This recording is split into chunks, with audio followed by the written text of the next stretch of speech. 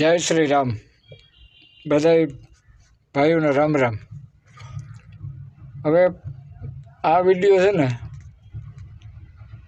એક ખાસ પોરબંદરની, આમ તો જો કે હરેક જનતાની સમસ્યા માટે છે.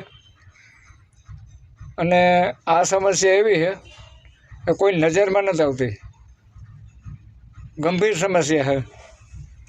આ સમસ્યામાં પોરબંદરની અંદરથી કાયમનું નાના માણસો, ગરીબ માણસો અને વાહન માલિકોના 50,000થી લાખ રૂપિયાની કાયમની નુકસાની જાય અને કાયમના ખોટા રૂપિયા જાય એમ. અને આ વિડીયાનો વિચાર મને એવો આવ્યો કે એ ડામ મેં પણ ખાઈ લીધો અને મેં પણ આ પીડા ભોગવી, એટલે મને લાઈટ થઈ કે આ તો કેટલું ગંભીર ઓલું હોય.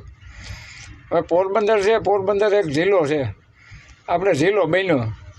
તો આ મારી વાત છે ને આપણા સાંસદશ્રી, માનની ધારાસભ્યશ્રી તથા લાગતા વળગતા વહીવટ ખાતાને પોગે અને અનેક નાના માણસોને, વાહન ચાલકોને ખાસ, કે જે ટાણાનું કરીને કમાય, રિક્ષા ધારકો છે, મારા જેવા ટેમ્પાવાળા છે અને ટ્રકવાળા ભાઈઓ છે, બસવાળા ભાઈઓ છે, પ્રાઇવેટ લક્ઝરી બસો છે, હરેક વાહન અને પ્રાઇવેટ જે વાહનો છે, માની લ્યો કે બસો છે, પછી કોઈ પણ હોવોને ઘરે એક બે કાર હોય અને જૂની ગાડીઓ હોય, એ માટેની ગંભીર એક સમસ્યા એવી છે પોરબંદરમાં કે પોરબંદર આપણે જિલ્લો બનાવ્યો.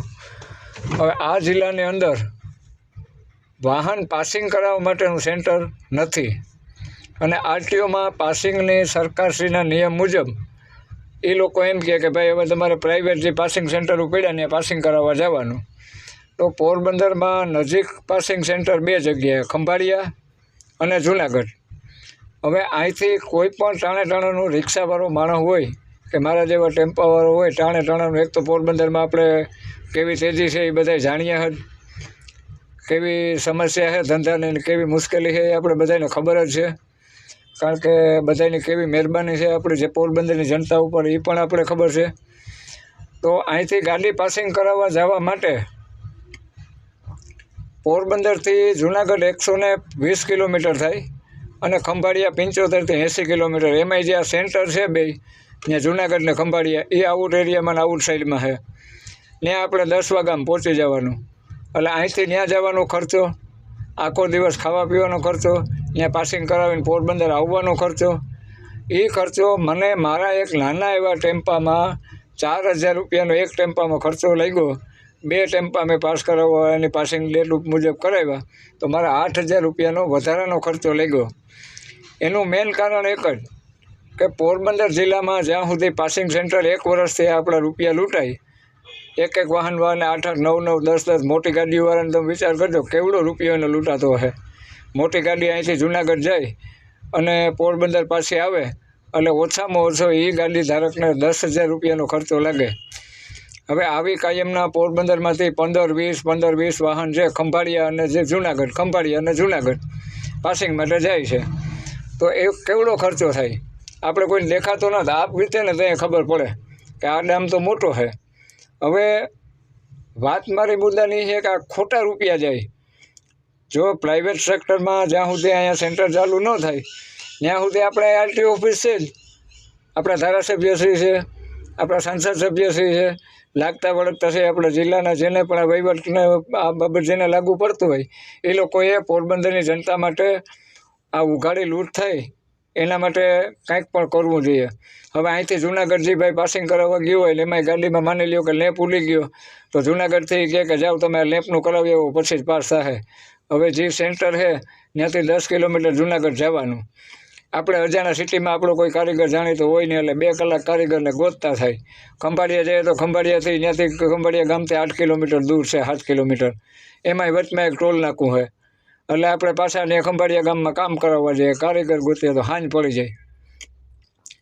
હવે એ હાંજ પડી જાય ને અહીંયા પાછા કામ કરાવીને આવે ત્યાં ભાઈ તો એ આપણો વારો પૂરો થઈ ગયો અને એને પૂરો થઈ ગયો એટલે ત્યાં રાત રોકાવાની. એટલે આવી ગંભીર સમસ્યા જે છે કોઈને નજરમાં નથી આવતી, પણ કાયમના પોરબંદરમાંથી પાસિંગ કરાવવા જવા માટેના ડીઝલનો અને ડ્રાઈવર કે જે તે ભાઈ એમાં જાય, ખુદ માલિક હોય તો એનો 5 થી 10,000 રૂપિયાનો ખર્ચો, ઓછામાં ઓછા 5,000 રૂપિયા અને વધુમાં વધુ 10,000 રૂપિયાનો ખર્ચો આવે. તો સમજી લો પોરબંદરના 20 વાહન કાયમ માટે છે ને જૂનાગઢ અથવા ખંભાળિયા જતા જ હશે, તો પોરબંદરમાંથી કાયમ 1 લાખ રૂપિયાની નાના માણસોને, રિક્ષાવાળા છે, ટેમ્પાવાળા છે, બસવાળા છે, 1 લાખ રૂપિયો ખોટો કાયમીનો ભરપાઈ. હવે આપણે મેઇન બીજી મુદ્દાની વાત કરીએ. આપણે આ વાતનો કોઈ વિરોધ નથી. હવે દુકાન છે પોરબંદરમાં, લીકર પોઈન્ટ આવી, તો એના જે સમાચાર ના આવે એમાં મેં વાંચ્યું કે પોરબંદરના 1500 ગ્રાહકો છે, એને રાજકોટ, જામનગરને ધક્કા ન થાય, અહીંયા પ્રવાસીઓની આવક વધે, એટલે સરકારમાં પ્રસ્તાવ મોકલાવી અને આ લીકર પરમિટની દુકાનનું ઓલું કર્યું. હવે માની લ્યો કે ભલે એ દારૂ આવે ને દુકાન પડે ને વેચાય ને, આપણે એનો કોઈ વિરોધ નથી, એનો પ્રશ્ન છે, ભલે વેચે અને જેને પીવું હોય પીએ, જેને પરમિટ છે એ લે, ભલે મજા કરે. પણ 1500 માણસ માટે તમે પ્રસ્તાવ મોકલાવી અને દારૂની દુકાન નખાવી શકતા હોય, તો પછી અમારા જેવા નાના માણસો માટે જ્યાં સુધી અહીંયા પાસિંગ સેન્ટર ચાલુ પોરબંદર જિલ્લાનું ન થાય પોરબંદરમાં, ત્યાં સુધી તમે આરટીઓમાં પાસ કેમ ન કરાવો ગાડી? એને આરટીઓમાં ગાડીઓ અહીંના વાહનો પાસ થાય, આ તો આજલી સુધી થતા જ ને. તો પછી આ પ્રશ્ન છે, આ પ્રશ્નમાં હું અમારે ઉઘાડું લૂંટાવાનું જ, વાહનવાળાઓને કાયમી લૂંટાવાનું જ. એક તો પોરબંદરમાં ધંધો નથી, રિક્ષાવાળા 10-10 રૂપિયા કરે, મારા જેવા 2 દી બેહે, 2 દી ધંધો કરે ને 5 દી ઘરે બેહે.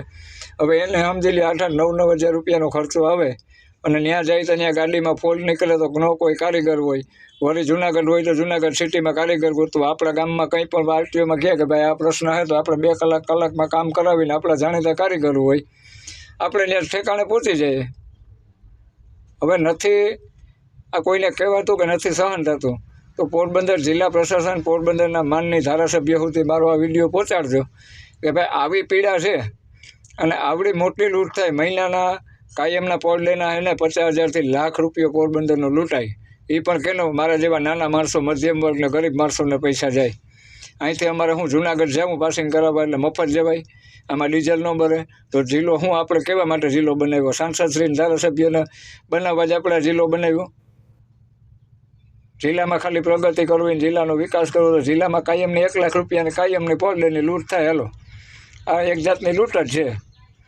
અને ત્યાં જઈએ એટલે જે નાના જે સેન્ટરોવાળા હોય, જેમ કે એમ અહીંથી આપણે ગયા હોય એટલે એ કહે કે આમાં આ કરાવવું જોઈએ, એટલે આપણે કરાવવું જ પડે. કારણ કે આપણે એટલા કિલોમીટર કાપીને ગયા હોય, નકર કહે કે નહીં પાસિંગ થાય, 2 દી પડ્યા રહ્યો તો હું ત્યાં 2 દી રોકાવું. 2 દી ખાવા પીવાના, રોકાવાના, બધા નાના વાહનવાળા પાસે કંઈ રોકાવાની વ્યવસ્થા હોય? અરે અત્યારે માણસ પાસે ખાવાના પૈસા નથી, ખાવાના, અને કેમ વાહન હલાવવાના, કેમ ધંધા કરવાના એના રૂપિયા નથી માણસ પાસે. 8-10 હજાર રૂપિયા એક વાહનવાળાને દર વર્ષે થાય. આ બસોવાળા માંડ કરીને હલાવે, રિક્ષાવાળા 10 રૂપિયાવાળા માંડ ભેગું કરે. હવે એને જુનાગઢ પાસિંગ કરાવવા જવું પડે તો જિલ્લો આપણે હું જખમરાવવા બનાવ્યો અહીં, તો પહેલાં જતા જ. હવે અહીંયા આરટીઓની કચેરી છે, આરટીઓના સાહેબો છે, તો જેમ પહેલાં પાસિંગ હતું એમ કરાવવું, અહીંનો પ્રસ્તાવ મુકાવો. તમે દારૂની દુકાનનો પ્રસ્તાવ મોકલીને જો પાસ કરાવી શકતા હોય તો આ તો બહુ હરેક જનતાને લાગુ પડે એવી ગંભીર સમસ્યા છે.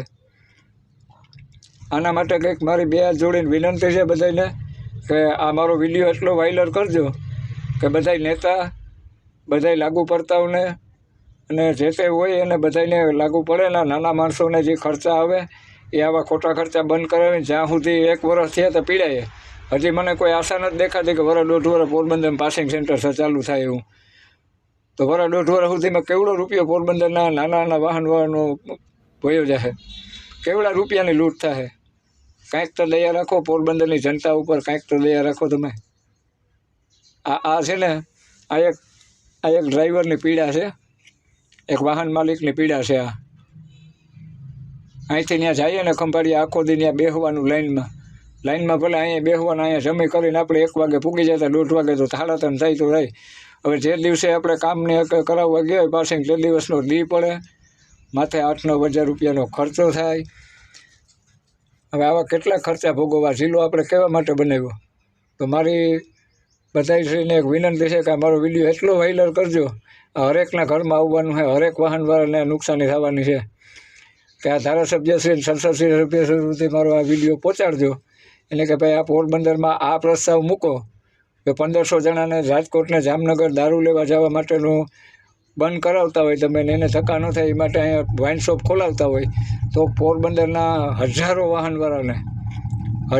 વાહનવાળાને કાયમ માટે થઈને આ મોટી હાલાકી છે. પોરબંદર, ખંભાળિયા અને જૂનાગઢ અથવા ગમે ત્યાં અન્ય જગ્યાએ પાસિંગ કરાવવા જવું પડે, એનો જે ખર્ચો લાગે એ કેવડો ખર્ચો છે, આ ખર્ચો બંધ કરાવો એવી મારી બધાને વિનંતી છે. તમામ ડ્રાઈવર ભાઈઓને મારી વિનંતી છે કે ભાઈ આ મારો વિડીયો છે ને વધુમાં વધુ શેર કરી અને મોકલજો, જેથી કરીને આપણા અનેક વાહન નાના ગરીબ અને મધ્યમ વર્ગના માણસોના રૂપિયા બચી જાય. મેં તો ડામ દેવડાવી તો 2 વાહનમાં 8000 રૂપિયામાં 9000 રૂપિયામાં મારે ખર્ચો આવ્યો.